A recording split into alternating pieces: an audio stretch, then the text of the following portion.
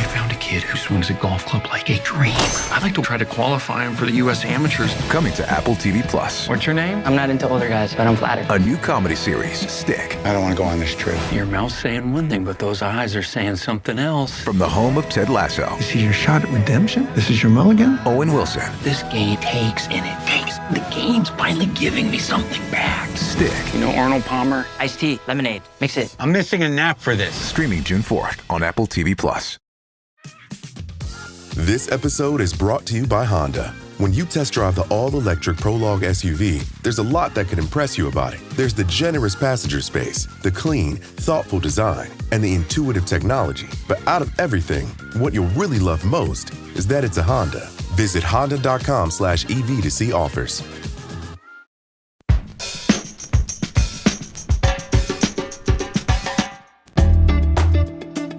It is Tuesday, May 27th, 2025. Welcome back to Hang Up and Listen, the sports podcast here at Slate.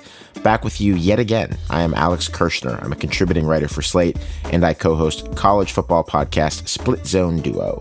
Fun show for you this week. We're going to talk about year 2 of Caitlin Clark in the WNBA and other WNBA matters. That season has gotten off to a fast start, both on the court and in terms of people watching Clark's games. We'll also talk with the acclaimed tennis writer Ben Rothenberg about not just the French Open and a potential Jannik Sinner versus Carlos Alcaraz collision course, but also the antitrust case that is roiling professional tennis in the backdrop. And because we cannot resist, we'll talk about the survival of the Tush Push, that quarterback sneaking mass play that the Philadelphia Eagles have basically perfected. Most of the NFL wanted it banned, but you need more than most to bake a cake. As usual, joining me this week is Lindsay Gibbs, the publisher of Power Plays, a newsletter that covers the biggest stories of the moment in women's sports. Lindsay, how are you? I'm doing really good, Alex. I am still stuck on last Wednesday night. I know it's been a while. And the noise that came out of my mouth when that Tyrese Halliburton shot fell into the net after going up into the rafters of MSG. I've never made that noise before. It was not a noise I knew I could make. And honestly, I'm still just replaying that moment. I love sports so much. Ben Lindbergh, you are also with us. You are a senior editor for The Ringer, and you co-host Effectively Wild, a tremendous baseball podcast. Have you made any sort of involuntary sounds at any big sporting moments in the past few days? I haven't, but I do also love sports. I want to just establish my bona fides in that respect. Just like Lindsay, I love sports. That's why I'm on this podcast, too. R.I.P. Around the Horn, by the way, speaking of things that happened last week, whose 23-year run concluded. We talked about it when its ending was announced, but now it has actually come to an end. And there aren't many sports shows that have been around longer than Hang Up and Listen. So we tip our mics to the OGs.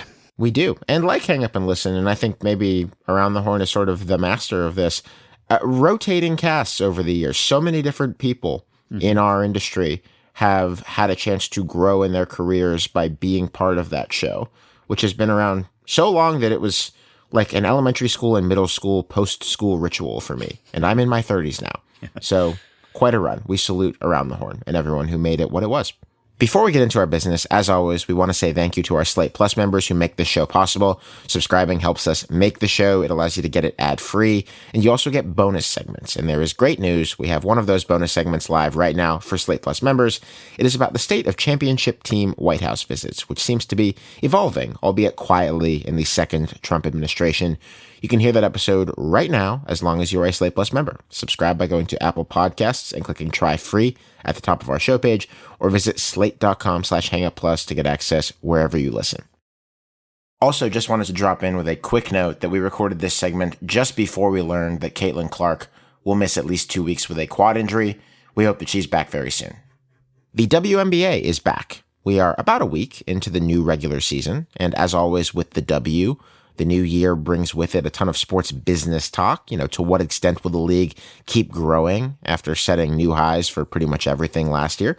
How will the league's players union strategize its way through collective bargaining in this, the final season of its current CBA, and on and on. But Lindsay Gibbs, we are going to have you update us on all of this only after we start with the actual ball. And I think we should start with the woman that sits at the middle of pretty much every big picture WNBA talk these days. At least she's mentioned first, even though she's still ascendant and has yet to become the best player in the league. It's Caitlin Clark. she is not a rookie anymore, and the Indiana Fever are not a bottom feeder anymore. Last year, Clark had sort of a welcome to the league adjustment period where she wasn't great for a few months, and then she caught fire late, walking to Rookie of the Year honors. And this year, in the early going, there seems to be pretty wide consensus that the Fever are a top 3 or 4 team in the WNBA. Clark's already been at the center of a tempers flaring moment with her longtime maybe rival Angel Reese of the Chicago Sky, so we feel very much back. Things feel like they're on the come up right now in the WNBA season. Lindsay, to what extent is the future right now for Caitlin Clark and Indiana? Yeah, I don't think I'm as bullish on the Fever this season as a lot of people are. Not that I don't think they're much better than last season. They are, but I don't see them as a top 3 team, maybe a top 4.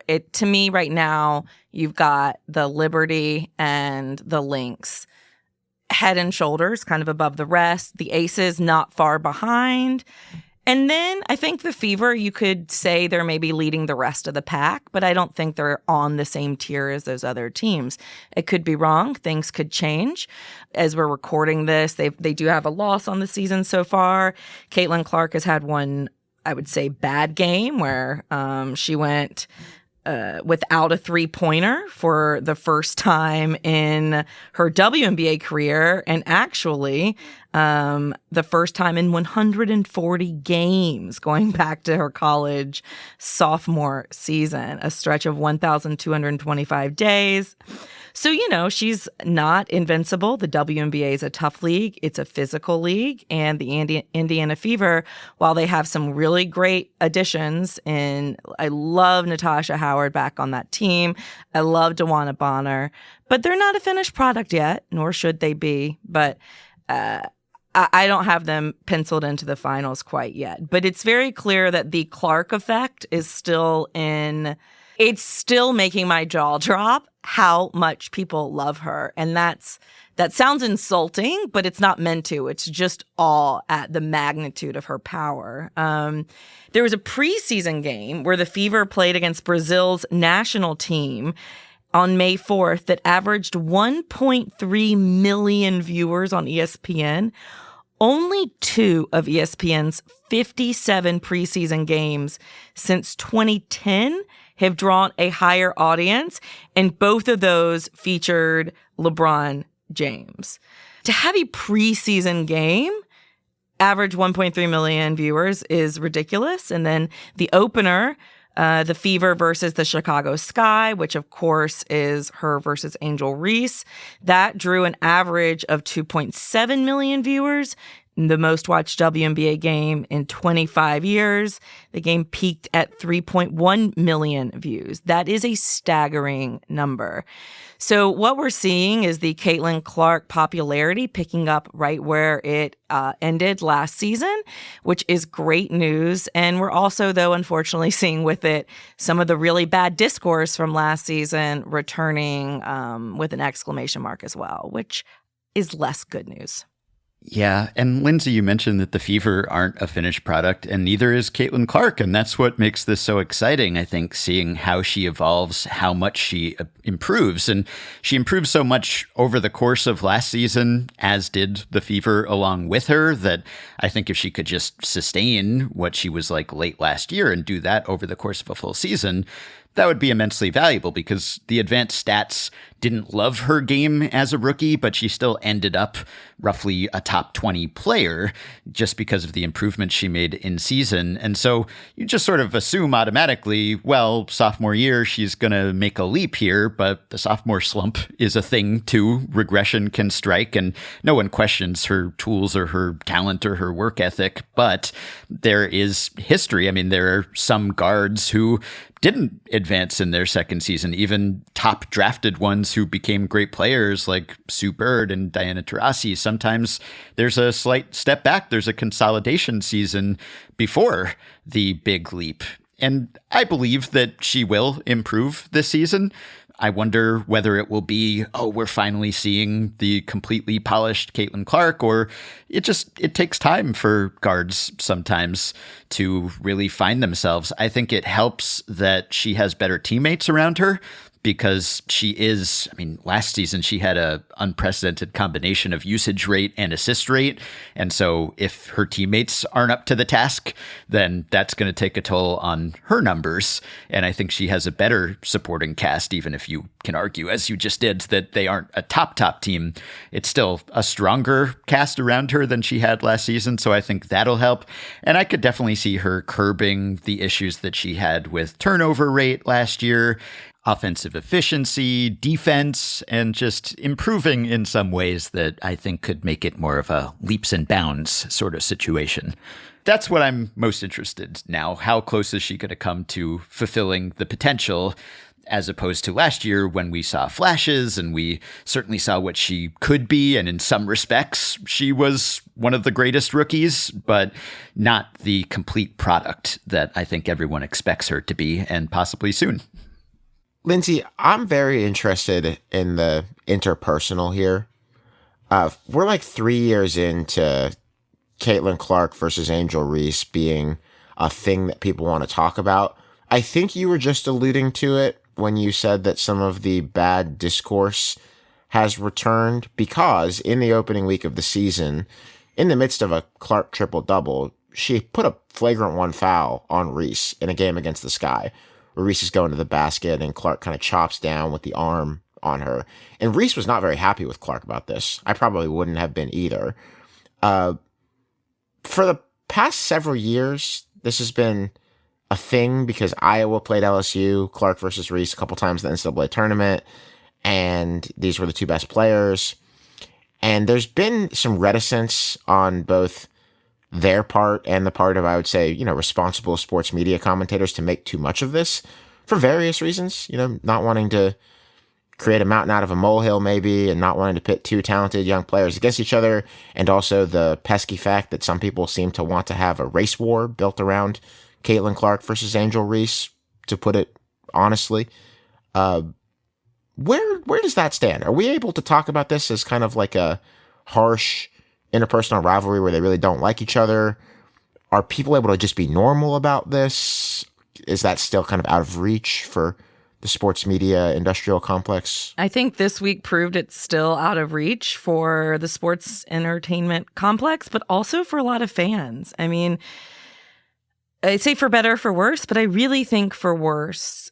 For most people, I mean, it's so widespread that Caitlin Clark and Angel Reese have become these avatars for society, right? So it's not LeBron James versus Steph Curry, rivalry. Like, it is white privilege versus black excellence. It is our politics in women's basketball form. And just like in politics, it is so hard to find nuance, to get beyond the emotions that politics can stir up. It's really hard to get past the emotions from Angel Reese fans and from Caitlin Clark fans and really talk about what's going on in this, and really talking about these players as individuals. And as much as I want to just skip to the individual talk and be like, okay, we're hang up and listen, like we're above that, I also don't think ignoring it is helpful. Like, it is a reality that it is about so much more than basketball when we watch these two players interact. And, I think so what should have been, it was a hard foul. Angel Reese was not upset. The game moved on. Everything was fine, right? Like a slightly heated but completely normal moment that you see multiple times in every basketball game. Instead, people are watching this and saying, Angel Reese fans are saying, oh my God, can you even imagine if Angel Reese had been the one to commit that foul against Caitlin Clark, like what the rhetoric would be. And it just, and they have every right to say that because of how we saw fouls against Caitlin Clark treated by the media last year.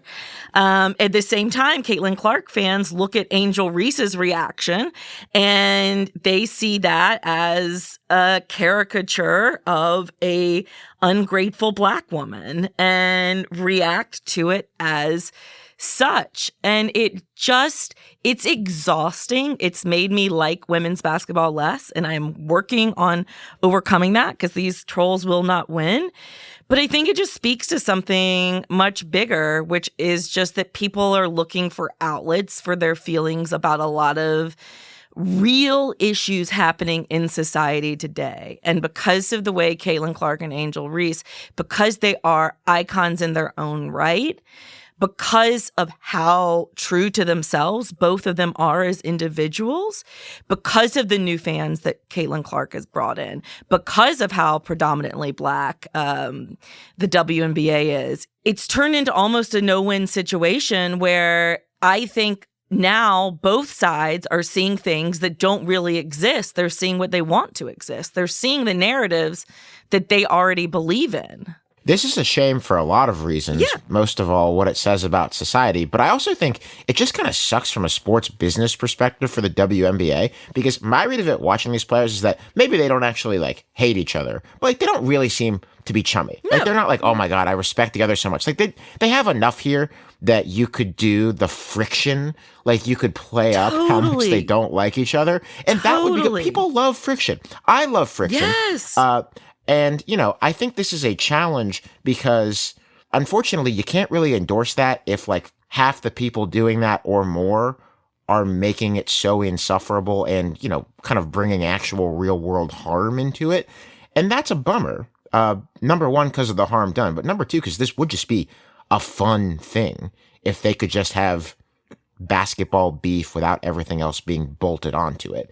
And so I do encourage everyone to be normal about this. Like, it would be nice if Caitlin Clark fans could just yell at Angel Reese about how her rebounding percentage is the product of grabbing her own misses, you know, and not making it a racial commentary. But we can't do that. And I say racial commentary, racist commentary. Racist. And I get why. I get why, right? Like, I get why when you see people criticize Angel Reese, and especially when you see Barstool founder Dave Portnoy on the side and in the Caitlin Clark jersey screaming at Angel Reese with his history of racism and of misogyny, why you see that as something bigger than what he likes to present it as, which is just good old-fashioned like sports rivalries. Like, I can't blame anyone for their feelings because racism is very real. Microaggressions are very real and there's real tension there. But it sucks. Lindsay, the season's going to proceed. It's going to be a good season. I think it's going to be good basketball as it's always been and as it's particularly been the last few years with a lot of us Johnny-come-latelys, as Ben would call us. But also I think the big off-court thing this year is that this season is the last of the collective bargaining agreement, and the WNBA's Players Association has already started to talk, you know, reasonably publicly, if not always that specifically, about how it's going to be time to get a bigger bite at the apple for the players in this league. To what extent do we know what the players are going to look for? And how big of a storyline throughout this season do you expect this overhanging potential lockout, if an agreement doesn't come up, to be? A lockout would be so stupid if the owners let it get there. I just want to say, like, there's just no reason for it to get to that point. The Players Association is not being specific about what they're asking for. They want more money. They want a little bit more flexibility in the salary cap and the roster size, perhaps some sort of an injured reserve or practice player situation. They want an ability to tap into revenues that the league is bringing in and to money that the league is making. They want some codification of practice facilities and professionalization amongst the teams in the league. Also, there's a little bit more like maternity benefits and things like that, retirement benefits, just kind of some long-term security. There should be enough money to get them that with this television deal coming into effect next year, valued at $200 million annually, believed to be about $60 up to maybe $100 million more annually coming in through additional television deals. Right now, the veteran minimum and also the minimum for the top 4 draft picks is around $79,000. And this season's maximum salary is around $250,000. The salary cap as a whole is around $1.3 million. From that increased, the top salary almost doubled between the previous CBA, the one that was signed in, I believe, 2014 to the 2021, but the salary cap only went up 30%. And there has been reporting from ESPN that some sources are saying that, we could see $4 or $5 million for the salary cap. We could see the top salaries go up to above $1 million. Sorry, the salary maximum to be at around $1 million. I think if this contract does anything less than bring the salary cap up to $5 million for the first year of the deal and get our first $1 million per year player, then I think it is a failure. That's my educated opinion. Yeah, the rhetoric on both sides has sounded to my ears fairly collegial compared to what you hear in other sports. Kathy Engelbert, the WNBA commissioner, said we need to continue to make sure that we can fund the things that the players are asking for that we want for them too, and also talked about the hyper growth that the league has enjoyed lately. And then Terry Jackson, the executive director of the Players Association, said, we're hopeful that the league and the teams are as committed to those due dates, their targets for when they want a deal done, for this group project as we are, describing it as a group project, which in a sense it is, but it's also an oppositional one to some extent. And in the W, there's no history of games being lost to a work stoppage. And I think now would be a terrible time for that streak to end. And I think both sides probably recognize that. And hopefully that does get a deal across the finish line that everyone's more or less satisfied with. But it is quite a contrast to other leagues that have had these long labor battles and histories of strikes and work stoppages. And in MLB, you have Rob Manfred and the Players Association firing shots and threatening lockouts years ahead of the CBA expiring. And in the WNBA, the league's just getting to the point where things really get heated and the pressure really ramps up because the money is there and it's much larger than it's ever been. And there are going to be some tensions there about the players and what piece of the pie they deserve and expect, given the way that the league is funded and the ownership stakes and all the rest. And then there's the specter of Unrivaled, too, showing the players what is possible, giving them higher salaries for a shorter season, giving them all sorts of perks and amenities and equity in the league. But then again, Unrivaled in year one, the ratings were not unrivaled, and it was not profitable. Not that you'd expect it to be necessarily in year one, but there's some question about how that would port over to the WNBA, and it's just so different in terms of the league ownership structure. So I wonder whether that at least public comedy and both sides saying we want to get things done and we're sort of pulling in the same direction, I wonder how long that lasts and whether that survives. And also how long the term of the new CBA will be, because typically they've had 7-year deals, and it just seems like the players at least will not want to go that long, given how quickly things are changing and how their bargaining position keeps improving.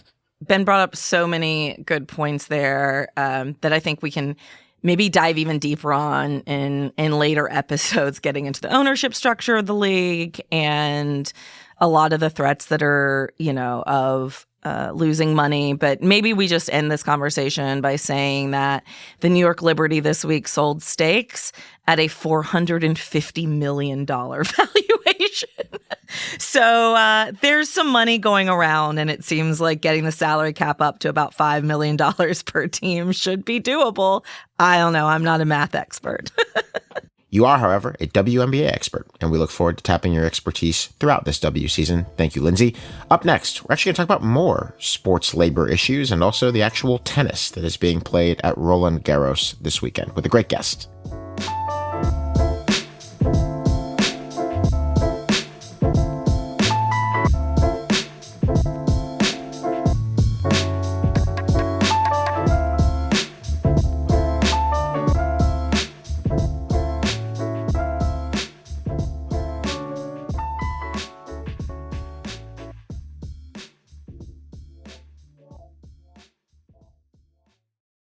This podcast is brought to you by Progressive Insurance.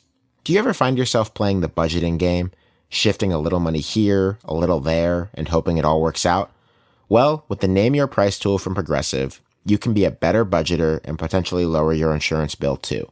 You tell Progressive what you want to pay for car insurance, and they'll help you find options within your budget. Try it today at Progressive.com.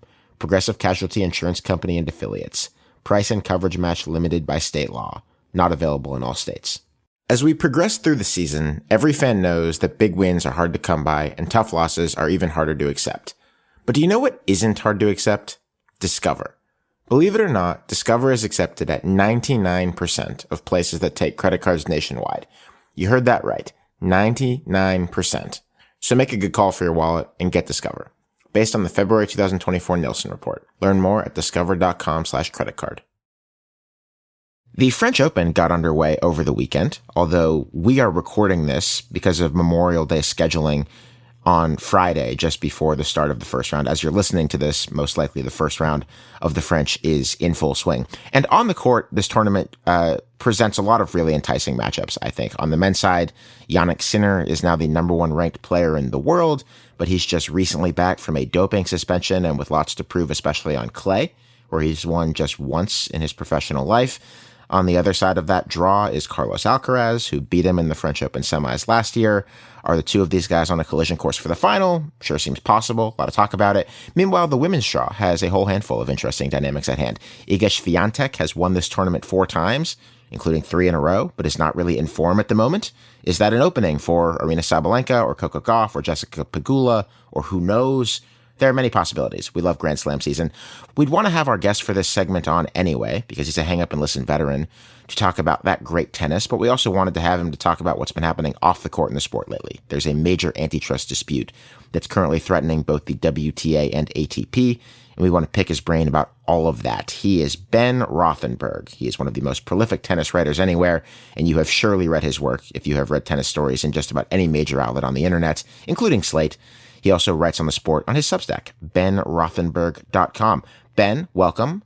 I figured we'd start with the actual tennis. You wrote last week on your Substack that Swiatek, quote, could be screwed after the draw came out.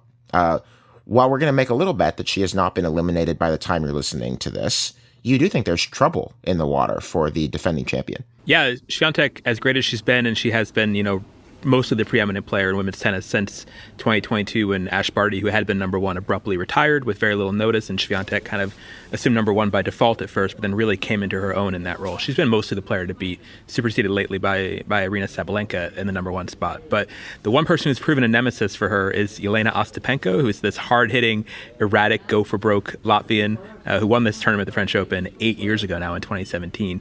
And Ostapenko looms in Swiatek's draw potentially in the 4th round, as she has many times before. She's had increasingly bad luck, Swiatek, of drawing.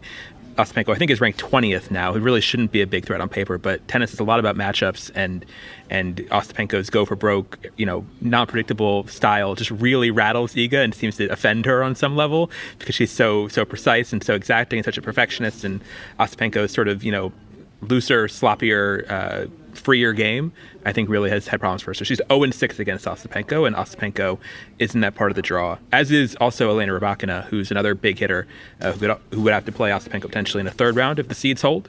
And so either of those would be a big, tough matchup for Iga, who has just been low on confidence lately. I mean, Iga last year reeled off a run of dominance at the clay court tournament. She won Madrid, she won Rome, which are both the two big top-level WTA lead-ups, and then she won the French Open. Here in 2025, she lost early in Rome last week. She had lost also previously really badly in the semifinals of Madrid, 6-1, 6-love to Coco Gauff, which was a real drubbing from a player she used to dominate pretty handily.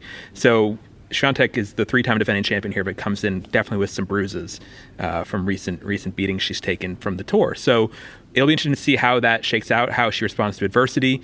Mostly her shakes and her wobbles have come late in tournaments. She's made it to a bunch of semifinals and lost in late rounds. She hasn't made it to a final of any tournament since the French Open here nearly a year ago. So she might be okay for the first rounds, at least until she gets to Ostapenko, but that's the kind of nightmare-inducing player she would least want to see in her draw. So it just doesn't feel like luck has been on her side that way.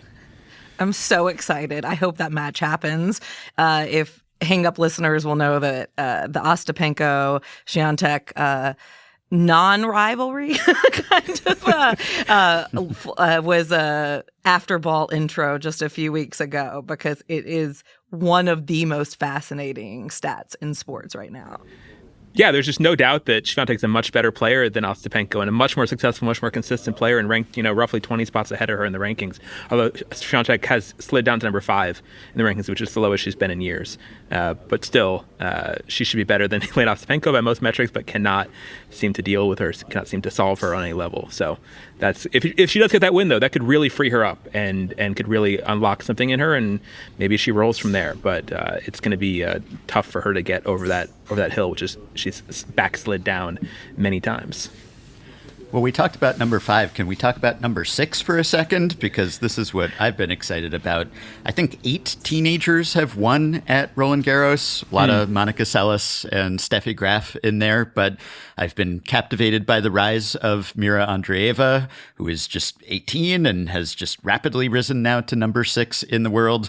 Is it premature to think that this is her time already? And just how good can she be? No, this could very well be her time. I mean, she has the prerequisites in terms of other big results on the tour level to show that she can do this. She won back-to-back the WTA 1000 level events in Dubai and in Indian Wells already this year, and beat some of the best players in the world, including Aryna Sabalenka and Iga Swiatek, both at Indian Wells in the last 2 rounds there, in reverse order of what I said, to get that title. And so she's proven that she can beat the best. Indian Wells is a slow surface, not that different than the French Open, although obviously less sliding on a hard court there, but it's the slowest hard court there is in the world pretty much that anybody plays on. And Andreeva looked like the more mature, more relaxed player there. She hasn't proven it in the late rounds of a major, and that is always a new hurdle. We've seen plenty of players, especially in women's tennis, who have the big results at the tour level. Thinking of like Caroline Wozniacki, maybe most famously, who was racking up a lot of titles, but then didn't break through at the Grand Slams for quite a long time. That could be the case with Andreeva, but she hasn't shown any real sort of stumbles yet. So I think that she absolutely should be in the mix and should be in the conversation. And even though she is still super young and a teenager, it's, as you said, we've seen these teen wins before in women's tennis for sure, and she looks as ready as she could hope to be. And she's got a great, very experienced presence in her corner as well with Conchita Martinez, who's her coach, who's a 1994 Wimbledon champion, and it's been a really, I think, steadying, calming, mature influence for her in these nascent years of her career. Ben, on the boys' side, Jannik Sinner is an interesting character because he's the number 1 player in the world, so I don't know if it would be appropriate for me to call him an underdog, but I do wonder what the state of the sport's belief is in him after he has had a nice long vacation over doping tests, and given that Carlos Alcaraz is on the other side of this draw, and the struggles on clay that I mentioned. Like, is Jannik Sinner viewed in this tournament is he viewed the way that a number 1 player in the world is typically viewed when you get to a slam? Do you mean belief as in he can win, or belief as in his credibility? Because those could be different questions. Actually, this is a great point. I was asking about I think you raised a more interesting point, which is his credibility. I was asking about his ability to win, but why don't you start with the credibility point? Yeah, I mean, he came back just at the previous tournament in Rome. He had a big week in Rome. He made the final in his first tournament back, including a absolute demolition of Casper Ruud, who's a 2-time past French Open champion who just won the Madrid Open, and Sinner beat him, I think, 6-1, 6-love, and Ruud called it next level shit afterwards, just said it was amazing being on the court with someone who's playing that well. And yeah, he mostly just looks rested and refreshed and ready to go there. But he also did, in terms of the reception and credibility side of things, he also was coming back very favorably to him in front of a home crowd in Italy, where they were very excited there. He's become a real superstar. It's very unlikely, pasty ginger, gangly kid becoming this Italian, icon. It's not what anyone really expected for someone named Yannick Sinner. We much more expect a Matteo Berrettini type to be the cover boy in Italian tennis, but it's been Sinner lately. And yeah, so I actually asked Sinner in his press conference today was media day as we record this, like how he thought the crowd would be, especially because his first 2 rounds at this French Open will be against French players. He opens against a French player, and then he gets the winner of 2 French players, possibly Richard Gasquet in the second round. It would be Gasquet's last French Open appearance, kind of ending a generation there. Yeah, have to credit you, Ben, that in your Substack explanation of his draw, you said he would be, I believe, feasting on local fare, and you referred to one of his competitors as his amuse-bouche. Yeah. And I just wanted to say that was a nice turn of phrase. Thank you. Yeah, Arthur Rinder connected his first round and wouldn't expect to put much opposition. But what I'm most curious about in those matches is Yannick versus the crowd. I mean, French people at Roland Garros, and just in general in life, in my experience, love to boo, love to be against something, love to get sort of up in arms in a group about something. I mean, they made, you've seen Les Miserables probably. Like, it's just a sort of national pastime of uprising against whatever they feel like it. And Sinner, as the number one coming back from a doping suspension, feels like he could be a ripe target potentially for some ire from the French crowd. So we'll see. I mean, it was nothing like that in Italy, and he acknowledged in his answer, which I was pretty direct, that he didn't know what it was going to be like in terms of crowds elsewhere, including here. So we'll see how it goes. But I think I haven't gotten the sense there's been much sort of whisper about him from his peers, which is probably what matters more to him. The way he got his deal and the way that he had previously gotten no fault or negligence at all from the initial deal, and then served sort of a token 3-month ban in an agreement with the Court of Arbitration for Sport. It felt like, for the most part, while there were some questions of him getting favorable treatment in terms of getting the timing of the ban to not make him miss any Grand Slams, I think people largely think that I haven't seen too many people cast like real full-hearted doubt, and people meaning his fellow players, cast real sort of skepticism about the veracity of his story. Beyond the doping questions and usual on-court drama that tennis provides, there's been a lot of off-court maneuvering in the tennis world. There is an antitrust lawsuit that's currently being brought by the PTPA, which I hope that Ben Rothenberg, you can remind me what that stands for, because I am lost in alphabet soup. But what is happening between the players and the fragmented leadership in the sport of tennis? And are real changes coming, or is this just more of the same whining that we see every maybe 18 months or so on a big scale?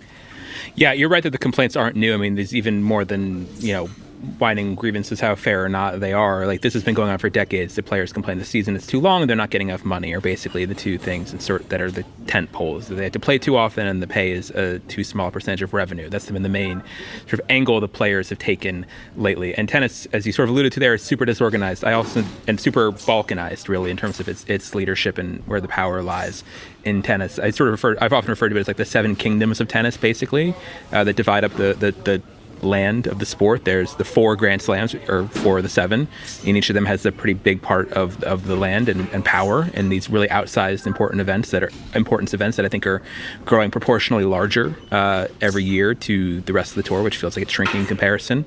And then the 2 more kingdoms are the men's tour, the ATP, and the women's tour, the WTA. And then there's the ITF, it's the last one, which is the International Tennis Federation, which oversees the Olympic tennis and national team competitions like Davis Cup, and also the lowest levels of the pro sport, the Futures Tour, as it's called. And these things are really getting pitted against each other. The PTPA, which is the Professional Tennis Players Association, to fill in that acronym there. Odd history. It started as a group started by Novak Djokovic and another player, Vasek Pospisil, right around the 2020 U.S. Open is when they went public with this idea.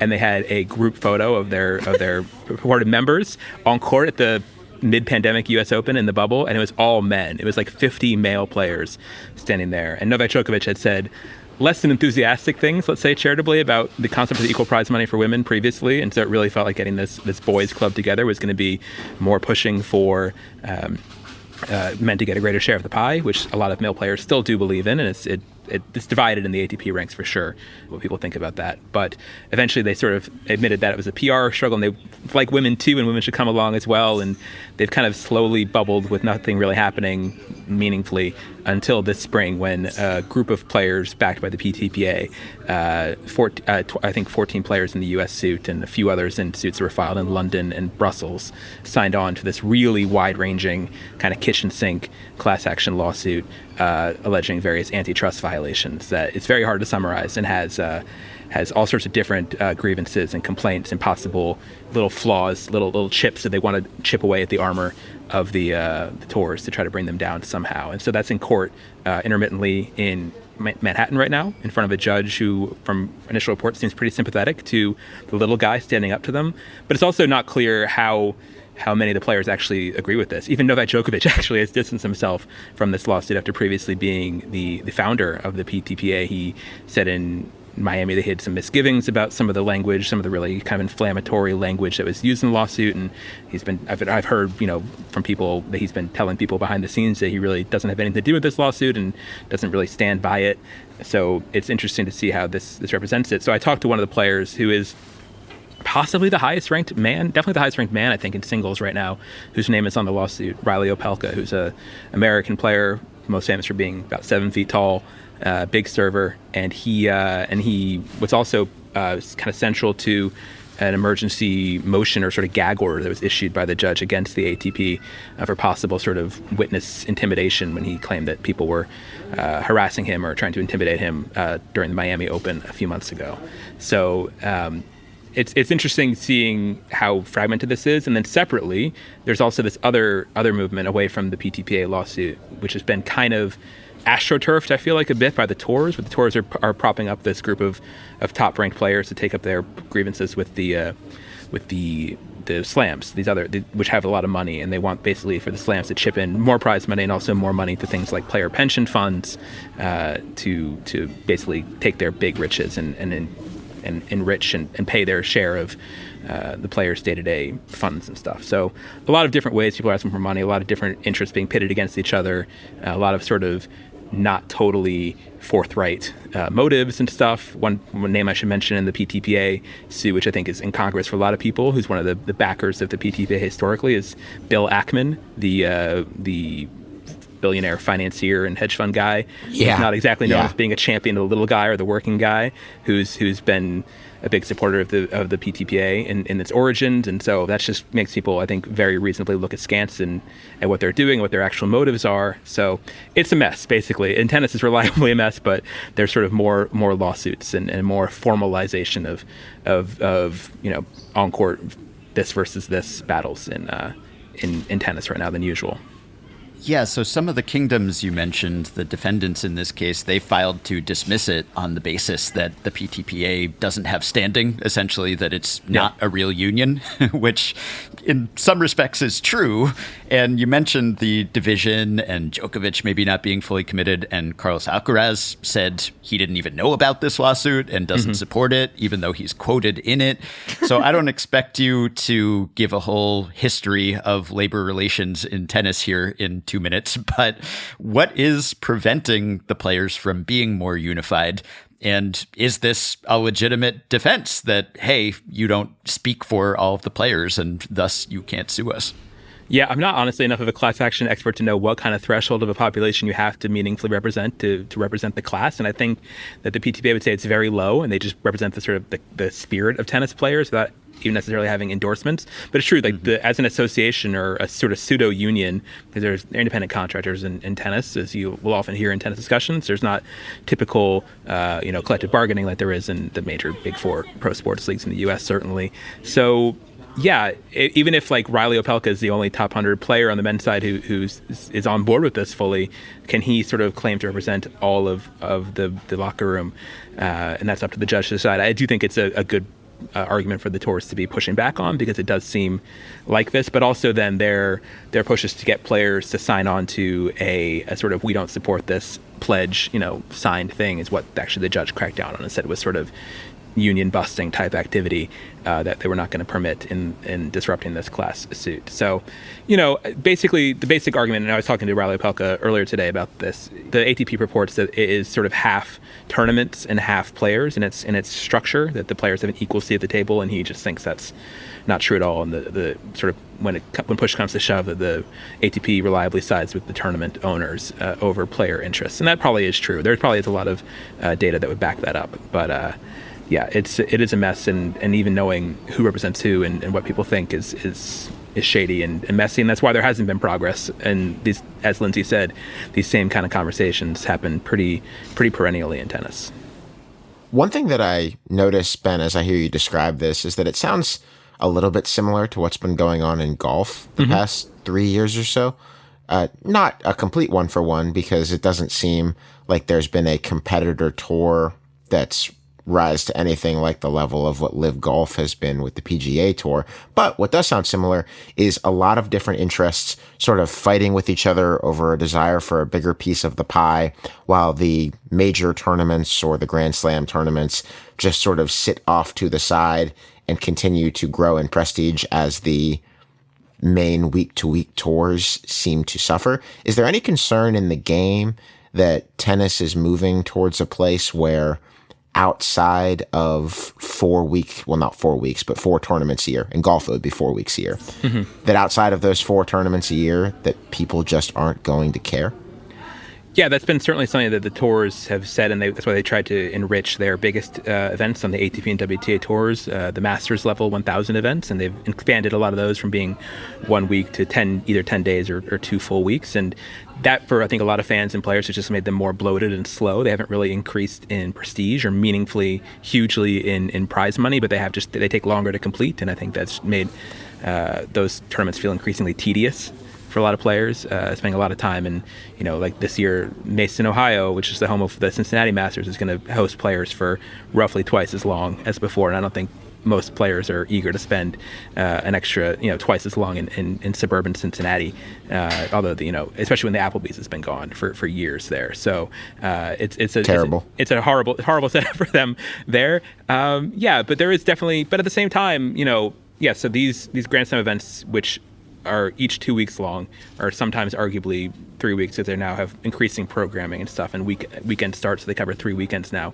Yes, but if that is it, if the sport's attention is only really at its peak for 8 or so weeks a year, I mean, that's not different than, the NHL playoffs or NBA playoffs that are roughly 8-week events, they take roughly 2 months. So that's about as long as you could hope for. And it's like quadruple or so the amount of attention that you get for the Olympics if you're an Olympic-centric sport. That tennis really does get to peak for 8 weeks a year. I think it's actually pretty good. And I don't know if there really is a capacity in the market for saturation beyond that for highest level tennis. I think tennis is already really lucky that it gets to take up so much of the sport's attention span for those 4 fortnights across the calendar.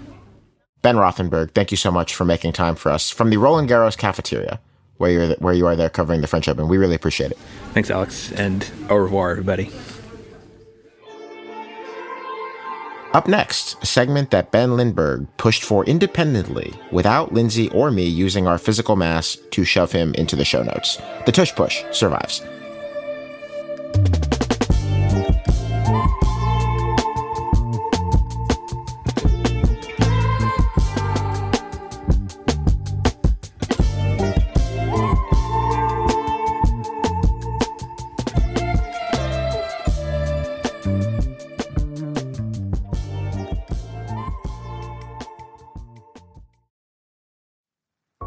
This episode is sponsored by the San Diego State University Sports MBA program.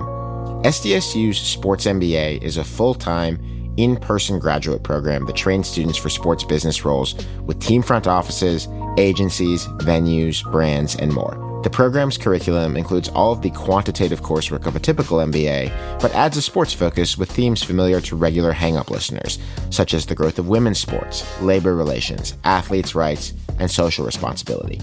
SDSU Sports MBA students even spend a week studying abroad in the Dominican Republic to learn about the many ways Major League Baseball's presence impacts the country. Throughout their studies, students serve as interns, consultants, and part-time employees with sports organizations across Southern California, including the San Diego Padres. Applications are currently being accepted through July 1st for an August 2025 start. Visit sdsu.edu/hangup to learn more and apply. That's sdsu.edu/hangup. This episode is sponsored by the San Diego State University Sports MBA program. SDSU's Sports MBA is a full-time, in-person graduate program that trains students for sports business roles with team front offices, agencies, venues, brands, and more.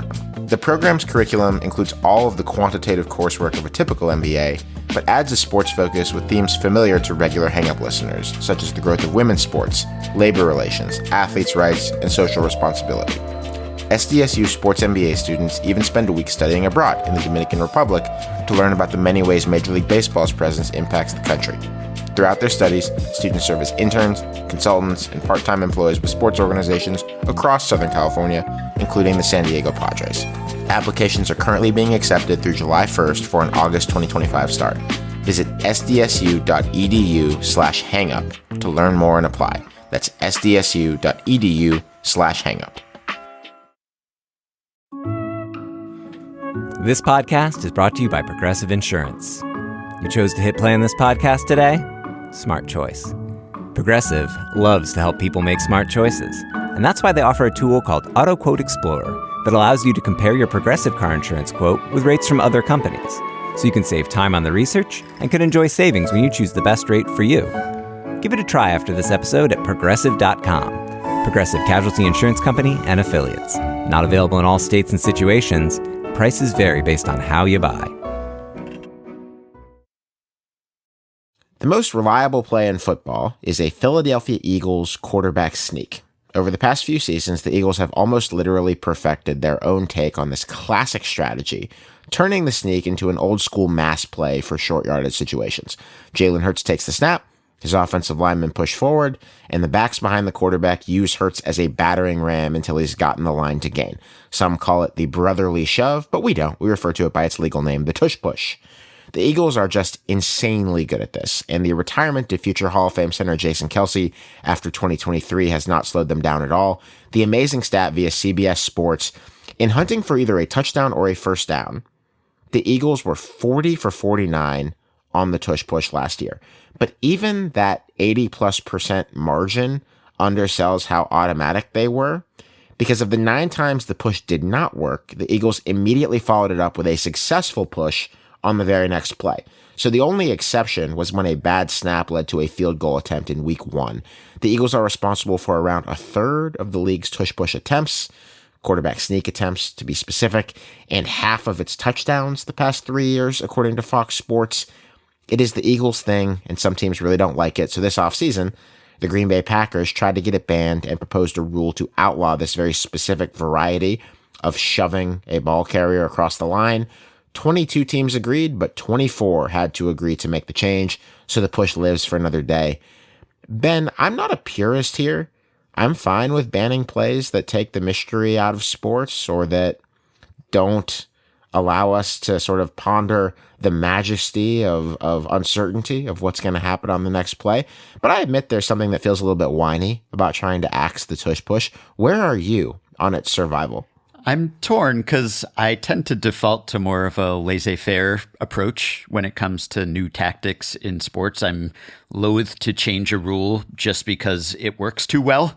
I want tactical innovation to be rewarded, encouraged, and then if it is too effective, ideally countered organically by teams coming up with counter strategies that stop it or make it less effective.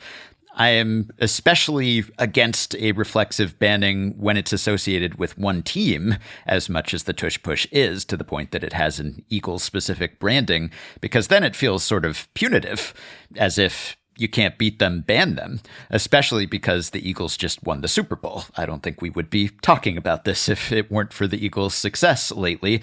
And I like novelty and I like variety. That said, sometimes what is novel at first and clever and innovative can quickly get old, especially if perhaps it can't be countered. And maybe the tush push can't. Maybe it's just physics. It's almost unstoppable, as you documented when the Eagles deploy it. It's momentum. It's just hard to stop this collection of very large men from pushing a ball a yard across the line when you're on defense, when it's action and reaction. So if a tactic becomes predictable, both because you know when it's going to be used and then you know what the outcome is almost unfailingly, then it becomes boring. And then it is at some point perhaps incumbent on the league to step in and say, well, we're an entertainment product and this is not spectator friendly. In fact, it's hard even to see where the ball is in a tush push, which is one of my complaints about it. But I'd be fine with waiting and seeing. I just think that if anything, the way that it would be countered is by more teams adopting it and the tush push just becoming more common, which I'm not sure is what we want. It would make it less of an Eagles specific advantage. But do we want everyone to be tush pushing? Would that be fun? Because it is still quite rare. And the Eagles, in their defense of this tactic, have pointed out, hey, it's just a yard, and even we don't use it all that much. The Eagles and the Bills ran this play a total of 163 times last season, and they combined ran it more than the 30 other teams put together. But if it's allowed to remain legal and if no one can come up with an effective way to counter it, then maybe we end up in a situation where every team is tush pushing and it's just automatic first downs when you get close enough, and that wouldn't be good either. So there is a long history of leagues stepping in and saying, this works too well and fans don't like it, and so we're cracking down. But I'm okay with punting, so to speak, which is what you want to avoid when you tush push, and seeing how this evolves for another season or two. I hope this debate never ends, because having serious NFL journalists and players and owners all having to say the phrase tush push over and over and over again in the most earnest and serious of tones is just really good for the discourse, and including here on Hang Up. So I really enjoyed Diana Rossini's dive in The Athletic into how this the tush push stayed alive during these meetings. Apparently, it was Jeffrey Lurie, the CEO of the Eagles, who was, making Hail Marys, if we want to continue the metaphors, to his fellow owners to try and get this rule to stay in the books. Rossini wrote that this was his last chance to make a final impression. He spent the better part of an hour making it. It's the safest play in the history of the game, Lurie told the room. Whoever votes to ban this play is taking liability for putting risk on our quarterbacks. Lurie pointed out the need for owners to consider the fact that they are stewards of the game itself, instead of voting just on what helps or hurts their specific team. We are owners, not members, he said. This is my favorite part. One high-ranking league source who was in the room said Lurie was like a guy trying to convince his girlfriend why she shouldn't leave him. Throughout the pitch, Lurie was emotional, passionate, and at one point crude.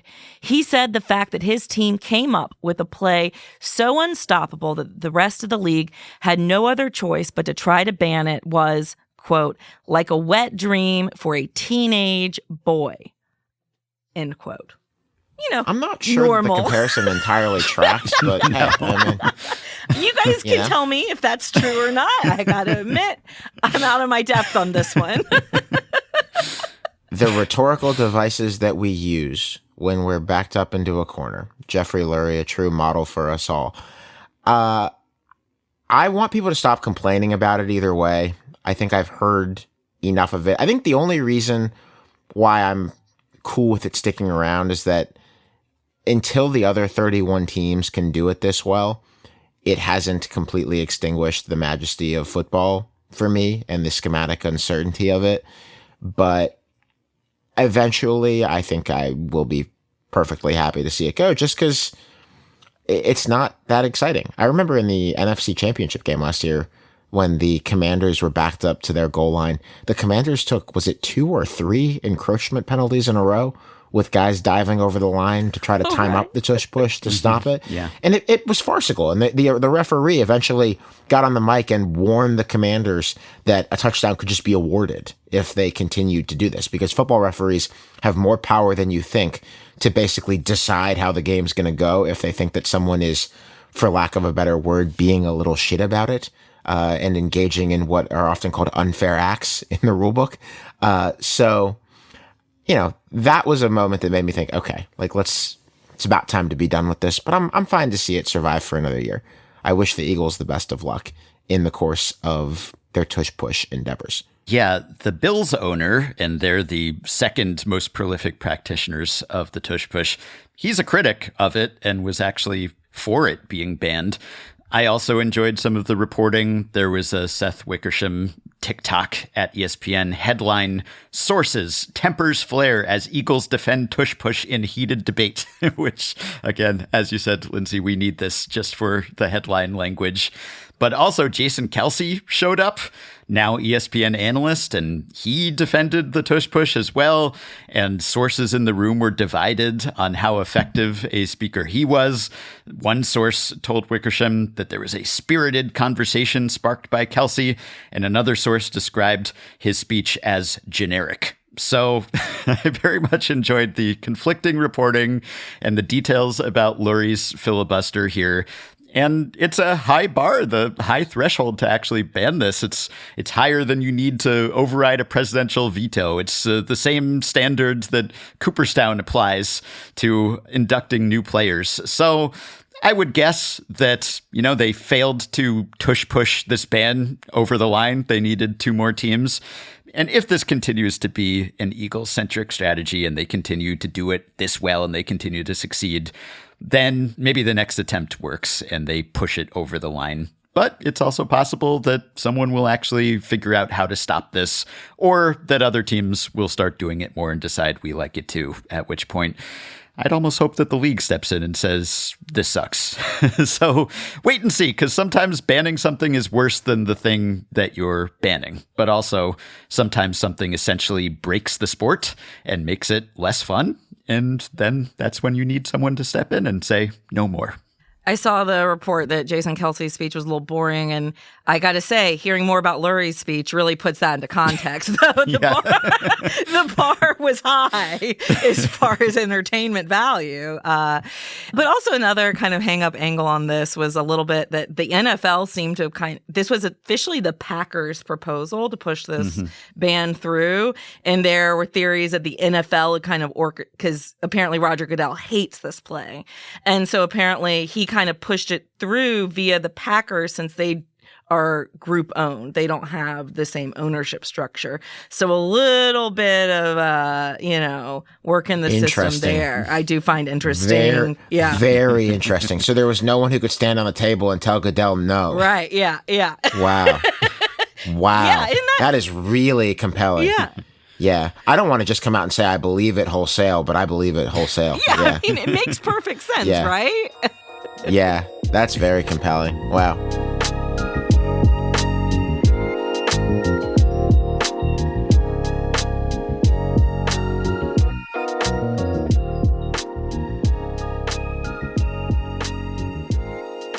It is time for this week's Afterball. And in sort of relation to a couple things that we've talked about today, our tennis segment was with a tremendous guest, Ben Rothenberg. And when you Google Ben Rothenberg, oftentimes you will actually see, as Lindsay and I both have, that Google thinks you are Googling for Ben Roethlisberger, the former quarterback of the Pittsburgh Steelers, and of course an all-around great guy. And big fan. In the course of my own research for the Tush Push segment, I was actually thinking again about Ben Roethlisberger because Jalen Hurts is sort of one of the keys to the tush push working so well because he's built like a running back. He's this physically massive quarterback who has a great battering ram to go across the line in the tush push. He can QB sneak without the push, I think. Yeah, he really can. Yeah. Another quarterback who was built quite similarly is Ben Roethlisberger. Ben Roethlisberger played his entire career at 6'5" anywhere, depending on the different reports you read, between like 240 and 270, 280. Very big body that Ben Roethlisberger had in his quarterback days for the Steelers. And yet for years and years, a frustration of Steelers fans like me was that when the Steelers had short yardage, only very sparsely would Ben Roethlisberger, despite being built like an aircraft carrier, quarterback sneak it. The Steelers sort of talked around this for years. There was insistence from the organization that no, he wasn't prohibited from doing it. Like, they weren't trying to protect them. It was just not a thing that they liked to call. They would hand the ball to running backs instead. That, everyone was really insistent that, Ben was tough. Ben wasn't afraid to go and do a quarterback sneak and to get roughed up. This was a fan theory, a sports talk radio theory around Pittsburgh for years, that Roethlisberger just wasn't up for it, mentally, emotionally, whatever, to quarterback sneak it. And so, Lindsay, I want to ask you, what is your Ben Roethlisberger of the week? That thing that you were too concerned to put out into the episode during the main segments, but that you think needs to be its own entity, behind the line, if you will, of the rest of the episode. Well, I gotcha, Alex. Of course, as we discussed with Ben Rothenberg, it's French Open time, and that means that one topic will soon be in the news. In fact, it's probably making headlines right now as this show airs: sexism in tennis. With all four majors in tennis, the French Open, Wimbledon, US Open, and Australian Open, having equal prize money for men and women, you might think that gender equality in tennis has been achieved. Check mark. No need to ever discuss again. But that's not true. Women still aren't treated equally by the powers that be in the sport, especially in Paris. At Roland Garros, their marquee matches are often scheduled early in the day before the late-arriving Parisian crowd, who will not have anything interrupt a long lunch, even take their seats. And a few years ago, Roland Garros started holding night sessions, but it hardly ever schedules women's matches for these night sessions. The women themselves don't mind as much. They'd rather play during the day, keep their schedule the same. But it's a big moment for exposure that women's tennis and these women athletes don't get, being barred basically from prime time by the scheduling. The reason given for this omission is that women play best of 3 sets at Grand Slams, while men play best of 5 sets. Every pundit and fans always point to this as a reason why women shouldn't be able to take up a whole night session, and also why it is questionable and questioned every single major why women even have equal prize money. In 2016 at Think Progress, when I was the sports reporter there, I dove deep into why women don't play best of 5, and I revisited that work this week. Turns out this equal pay for equal sets argument spawns a set of questions. Can women play best of 5? If so, why don't they? And what are the chances of that happening in the future? The short answers are yes, sexism, and I don't know. Believe it or not, the first time women played a best of 5 match in an elite and official tennis competition was back in 1891, when women began to play best of 5 matches in the final of the U.S. National Championships, the tournament that later became the U.S. Open. In 1891, Mabel E. Cahill defeated Ellen Roosevelt 6-4, 6-1, 4-6, 6-3 in that first best of 5 final. The New York Times said that match was splendidly fought from start to finish, and every stroke was liberally applauded. There was beautiful lobbing, great side-to-side play, and hard and accurate backstrokes that excited the engaged crowd. The points were all fought to the end with wonderful tenacity. The following year, Cahill met 16-year-old Bessie Moore in the final, and they played the first 5-set women's match in tennis history, as in it went all 5 sets. Cahill defended her crown with a 5-7, 6-3, 6-4, 4-6, 6-2 victory. The match was very close and exciting, the Times reported. Both ladies were cool and skillful, and the rallies were prolonged to a great length. The tournament went briefly back to a best-of-3 final in 1893, but in 1894, both the all-comers final and the challengers final went into best-of-5. In those days, the defending champion only had to play the person who won the tournament. So they had to play nothing else except the final. Overall, 6 5-set women's matches were played at the U.S. National Championship, which again is now the U.S. Open, culminating in the 1901 tournament when both the all-comers final and the challengers went the distance. Moore won both of those matches, defeating Marion Jones in the all-comers round and Myrtle McAteer in the challenger round, 6-4, 3-6, 7-5, 2-6, 6-2, a total of 105 games she played in 24 hours because she played both the all-comers round and the challenger round. Despite the fact that Moore was fine, the all-male officials at the Lawn and Tennis Association decided that those 105 games in 24 hours was too much. So instead of maybe putting a day between the all-comers and the final, they decided that those poor dainty women would never have to go through that again, and they changed the women's tournament back to best of 3 sets without consulting any women in that decision. This was not, of course, a time of women's liberation. In mixed doubles, women were not allowed to keep track of the score because it was believed to be too much of a mental strain. And their dress was so restrictive that it's wild that they could even play tennis. Female tennis players wore ankle-length skirts with petticoats, tightly laced corsets, a girdle, a stiff collar, a necktie, long-sleeve stockings, boots, and a hat attached with the pen. In his book, Tennis Confidential, the second, Paul Fine wrote that after playing tennis, women's wardrobes were often stained in blood. Yet men made a decision about how much women could handle during this era, and that decision has stayed with us. The best of 3 versus best of 5 debate was brought up again 75 years later when, of course, women started pushing for equal pay. In 1976, an article was written in the New York Times with the headline, "Women's Demands for Equality in Money Are Threatening the $11 million Men's Tennis Tour." Jimmy Connors, Arthur Ashe, all were against women getting equal prize money because they played best of 3, not best of 5.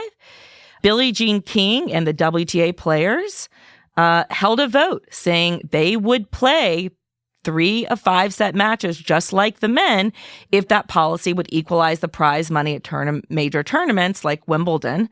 And yet it was turned down. There was one more time where women played best of 5. That was at the WTA Tour Finals beginning in 1984.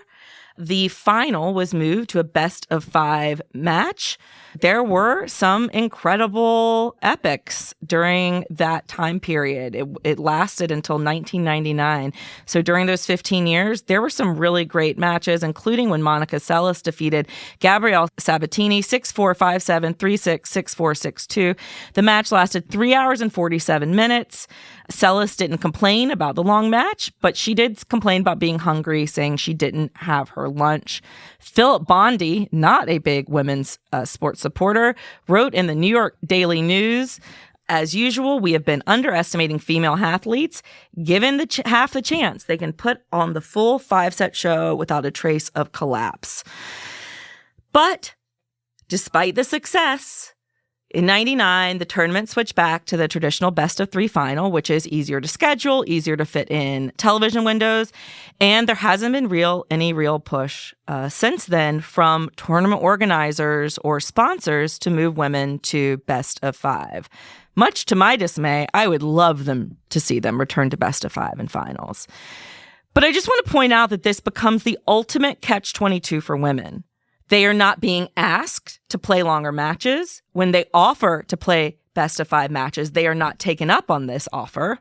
And yet, the powers that be in the sport and the media and fans often keep these shorter matches as a way to continually, systematically marginalize the women's game, keep it as inferior to the men's, keep it buried out of prime time, and as a convenient excuse to continue to point out that women's tennis is just not the same. It's just not as good in men's tennis. Decisions made in 1901, when women were deemed too frail to even keep score in mixed doubles matches, are still marginalizing women's sports today. And yeah, it's infuriating. Lindsay, thank you very much. You're completely right. Didn't know about that. That's a deep, deep history that continues to screw with the sport today. And that's all for this episode. We've also got a special bonus show that is in the podcast feeds right now for our treasured Slate Plus members. It's about how sports champions are navigating White House visits. Ben thinks there's a little bit more to this than meets the eye, and I think you might be onto something.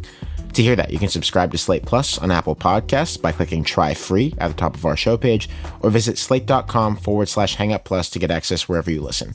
The episode is available right now, and we will see you there. Our show notes are at slate.com/hangup, and you can email us at hangup@slate.com.